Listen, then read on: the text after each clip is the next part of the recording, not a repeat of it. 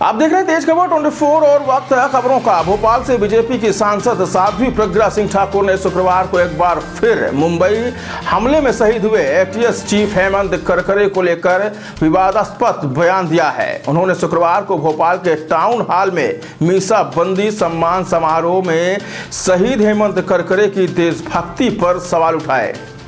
प्रज्ञा सिंह ठाकुर ने कहा कि एक इमरजेंसी लगी थी 1975 में और एक इमरजेंसी जैसी अवस्था बनी थी 2008 में। उन्होंने कहा कि जिस दिन मालेगांव ब्लास्ट में साध्वी प्रज्ञा सिंह ठाकुर को अंदर किया गया, मैंने स्वयं उस चीज को झेला भी है, देखा भी है और सुना भी है। उन्होंने कहा कि मेरे आचार्य जी जिन्होंने मुझे कक्षा 8वीं में पढ़ाया, उनकी उस हेमंत करकरे ने, जिसको लोग देशभक्त कहते हैं, वहाँ के लोग थकते नहीं हैं, लेकिन वास्तव में जो लोग देशभक्त हैं वे उसे देशभक्त नहीं कहते।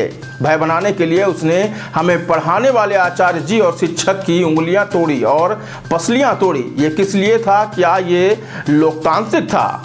प्रज्ञा ने कहा कि कांग्रेस की विचारधारा आतंकवाद का साथ देना है, देशभक्तों साधु संतों को जेल में डालना, महिलाओं पर अत्याचार करना, गोहत्या करना, धारा 370 वापस लाना, यह कांग्रेस की विचारधारा है। बंगाल में वामपंथी और देशद्रोहियों का कांग्रेस साथ देती है। उन्होंने कहा कि कभी भी कांग्रेसियों की विचारधारा में देशभक्ति नहीं सुनी होगी। आतंकवादियों की मौत पर रोने वाली कांग्रेस की विचारधारा है। जब भी देश में विकास की बात, सामाजिक समरसता की बात होती है तो कांग्रेस चिल्लाती है कि यह कांग्रेस की विचारधारा है। आपको बता दें कि प्रज्ञा सिंह पहले भी शहीद हेमंत करकरे को लेकर विवादित बयान दे चुकी हैं। इससे पहले साध्वी ने 2 साल पहले कहा था कि हेमंत करकरे को सन्यासियों का श्राप लगा था, उन्हें उनके कर्मों की सजा मिले। साध्वी प्रज्ञा अपने इस विवादित बयान के बाद अब एक बार फिर सुर्खियों में आ गई हैं और कांग्रेस भी अब उन पर हमलावर हो गई है। षड्यंत्र, देश के विरुद्ध षड्यंत्र, भगवा को आतंकवाद कहना, ये सब कुछ करती है तो सिर्फ एक पार्टी और उसके साथी जिन्हें वामपंथी कहते हैं हम, ये सब वही करते हैं। एक इमरजेंसी लगी थी 1975 में और एक इमरजेंसी जैसी अवस्था बनी थी 2008 में, जिस दिन मालेगांव ब्लास्ट में साध्वी प्रज्ञा सिंह ठाकुर को अंदर किया गया।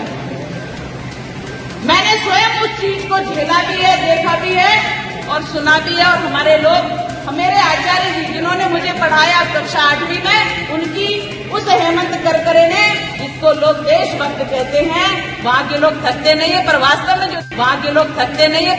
में जो देशभक्त हैं वो उसको देशभक्त नहीं कहते हैं। उन्होंने हमें कक्षा 8वीं में पढ़ाने वाले आचार्य जी और शिक्षक को उनकी उंगलियां तोड़ दी। बोलो तुमने, बताओ तुम कि वो क्या करती थी।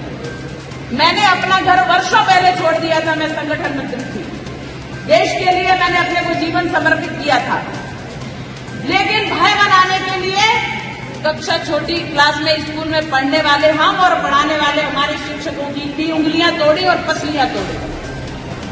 ये किस लिए था? क्या ये लोकतांत्रिक था?